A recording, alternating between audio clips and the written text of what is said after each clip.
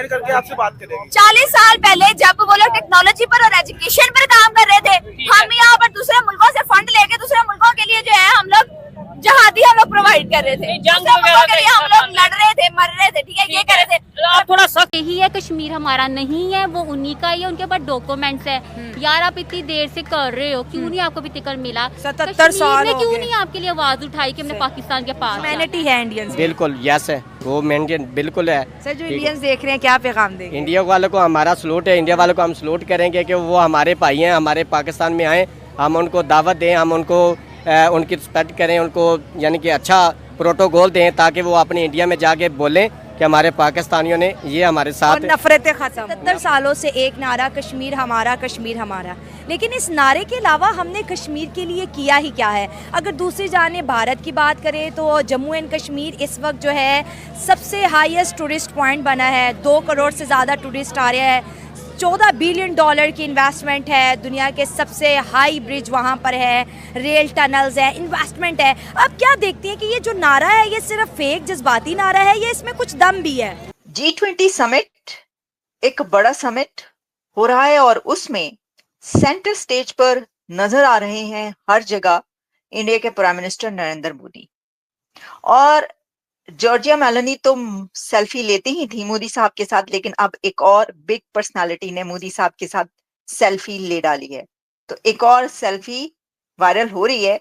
लेकिन मुलाकात हुई है मेलोनी एंड मोदी में भी, तो आपके सामने रखते हैं वो तमाम डिटेल्स, मोमेंट टू मोमेंट, लम्हा ब लम्हा की कुछ डिटेल्स, जिससे हमें ये पता चलेगा कि कौन सा मुल्क क्या सोच रहा है और ये जो G20 समिट है ये कहां तक पहुंची। और आखिर क्या बात है कि इसमें शहबाज शरीफ पाकिस्तान के प्राइम मिनिस्टर कहीं भी नजर नहीं आए, नोवेयर।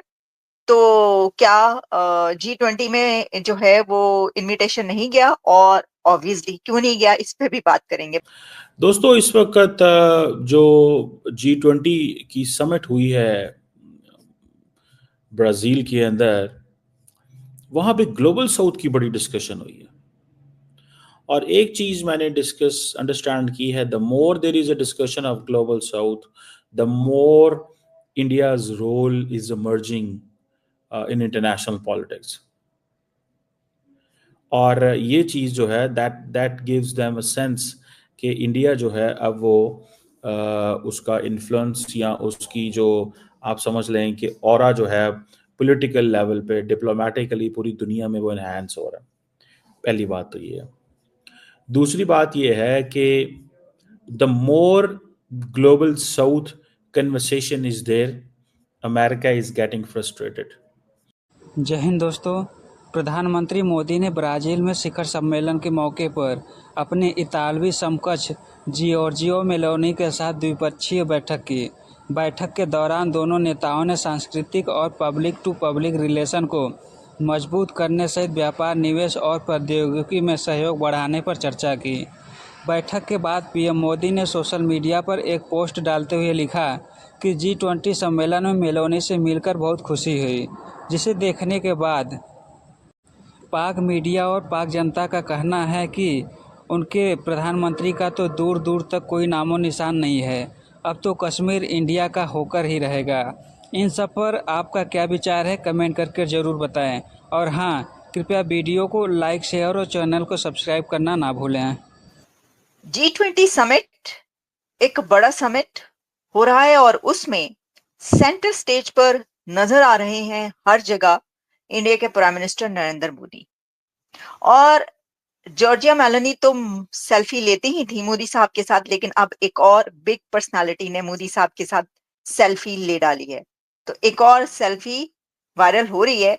लेकिन मुलाकात हुई है मेलोनी एंड मोदी में भी, तो आपके सामने रखते हैं वो तमाम डिटेल्स, मोमेंट टू मोमेंट, लम्हा ब लम्हा की कुछ डिटेल्स, जिससे हमें ये पता चलेगा कि कौन सा मुल्क क्या सोच रहा है और ये जो G20 समिट है ये कहां तक पहुंची। और आखिर क्या बात है कि इसमें शहबाज शरीफ पाकिस्तान के प्राइम मिनिस्टर कहीं भी नजर नहीं आए, नोवेयर। तो क्या G20 में जो है वो इनविटेशन नहीं गया, और ऑब्वियसली क्यों नहीं गया, इस पे भी बात करेंगे। पहले ये देखिए जनाब, ये जो हमें तस्वीरें नजर आ रही हैं इसके अंदर मोदी साहब और जयशंकर साहब जो हैं वो बैठकर हर जगह पर बायलैटरल टॉक्स करते हुए नजर आए, यानी बायलैटरल मीटिंग्स हुई हैं इसमें। अब आप उसको शेक हैंड कह लें, लेकिन सिर्फ ये शेक हैंड तक बात नहीं है। ऐसा नहीं है कि सिर्फ उन्होंने लीडर्स के साथ हाथ भी मिलाया, लेकिन मीटिंग्स भी हुई है बाकायदा दोनों तरफ के डेलीगेशंस की बैठ के, यानी इंडियन डेलीगेशन जैसा कि मैंने आपको दिखाया कि उसमें उनके जो तरफ से लोग गए हुए थे मोदी साहब के साथ, डॉक्टर जयशंकर नजर आ रहे हैं, और उनके जो भी ऑफिशियल्स उनकी और दूसरे कंट्रीज के लोगों के साथ मीटिंग्स हुई हैं।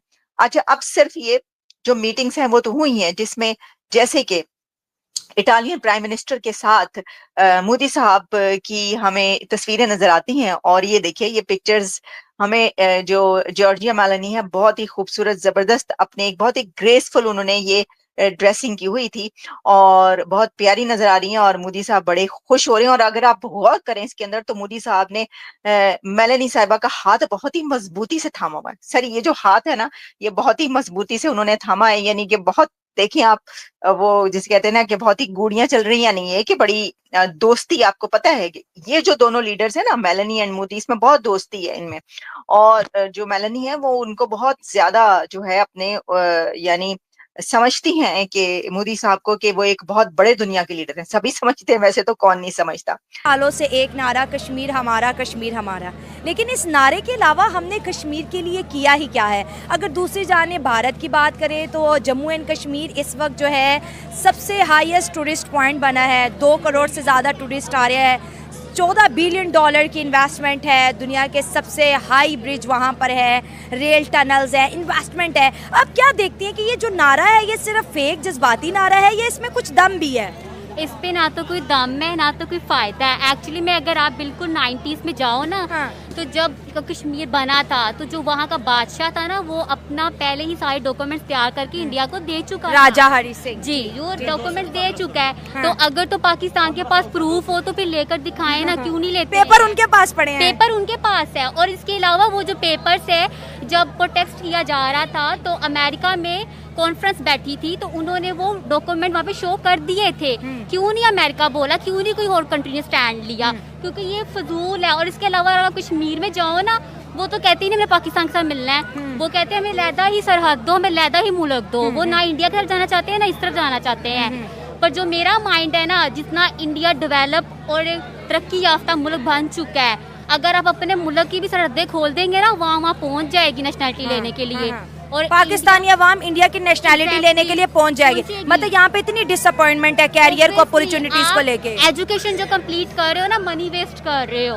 12-16 लाख लगाते हो, आपके पास सैलरी नहीं है, जॉब नहीं है। अब्रॉड जाते हो, वो आपको कुछ पूछते ही नहीं है। कोई आपकी स्किल होगी तो आपकी वैल्यू है, वरना आप कुछ भी नहीं। बचपन से सुनते आए हैं कश्मीर बनेगा पाकिस्तान, कश्मीर बनेगा पाकिस्तान। आज जम्मू कश्मीर के लोग कह रहे हैं कश्मीर बनेगा हिंदुस्तान, कश्मीर बनेगा हिंदुस्तान।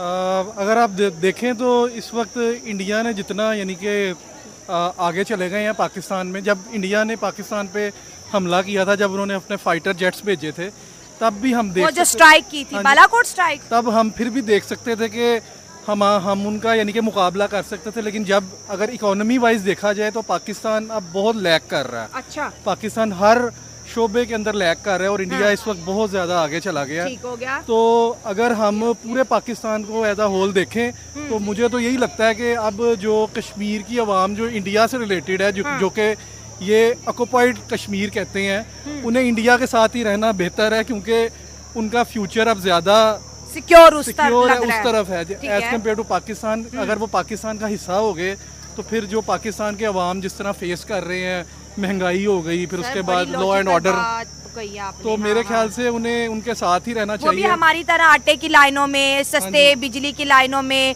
और पीने साफ पानी के लाइनों में लग जाएंगे। अब मैं डेंटल सर्जन हूँ, डॉक्टर हूँ। अभी रिसेंटली एक डॉक्टरों के साथ वाकया हुआ है, ये साहिवाल में डॉक्टरों को अरेस्ट कर लिया है। क्यों? तो यही कि बस लॉ एंड ऑर्डर जिसके हाथ में यानी कि डंडा है वो कुछ भी कर सकता है। तो वो ये है कि हमें जिसकी लाठी उसकी भैंस। हाँ जी, हमें अब इनसे इतनी ज़्यादा उम्मीद नहीं रखनी चाहिए। देखिए तो- सर ठीक है, आपने कहा कि उनका फ्यूचर इंडिया के साथ सिक्योर और ये पूरी दुनिया जानती है, ये एक फैक्चुअल बात है, ठीक है। अगर मैं और आप मीडिया के सामने झूठ बोलेंगे 100 लोग हमें करेक्ट करने कमेंट बॉक्स में आ जाएंगे, लेकिन जो हमारा एजेंडा है, जो हमारे बच्चों को पढ़ाया जाता है, जो करोड़ों रुपए की लागत से बोर्ड छपवाए जाते हैं कश्मीर को लेके, सर वो एजेंडा कहाँ जाएगा? पाकिस्तान की जो कहते हैं ना रीढ़ की हड्डी इस वक्त कश्मीर बना हुआ है। 77 सालों से हमने अपने पड़ोसियों से भी अच्छे ताल्लुकात नहीं बनाए कि हमें कश्मीर चाहिए, वो कहते हैं कश्मीर हमारा है, हम कहते हैं हमारा है। ना इंडिया से बात करना है, ना बायलैटरल टॉक्स है, और तरक्की पे तरक्की वो कश्मीर में करता चला जा रहा है। मैं सिर्फ ये आखिरी एक बात करूंगा जो कि मेरे बड़े दिल की बात है। जी जरूर। अब आपकी फॉरेन पॉलिसी जो है अगर कश्मीर के इर्द गिर्द घूमती रहेगी तो पाकिस्तान कभी भी तरक्की नहीं कर सकेगा। क्या बात है, अगर फॉर एग्जांपल जबरदस्त, एक इन्वायरमेंट का किसी इन्वायरमेंट से रिलेटेड कोई डिस्कशन है इंटरनेशनल फोरम के ऊपर, तो ये इन्वायरमेंट को छोड़ के कश्मीर कश्मीर करते रहते हैं, वो करंट टॉपिक भी नहीं हाईलाइट होता और कश्मीर भी नहीं मिलता। अगर इतना ताकत थी तो कश्मीर ले लेते। तो मैं इस चीज़ को ऐसे ही कंसाइज करूँगा और इस चीज़ को एंड करूँगा कि मेरे ख्याल से कश्मीर को अब इंडिया का पार्ट ही रहना चाहिए। इन्हें अपने कश्मीर की फिक्र करनी चाहिए, अपने लोगों की फिक्र करनी चाहिए, ये नहीं कि जो एक चीज़ इम्पॉसिबल है वो इसके पीछे जाए। Thank you.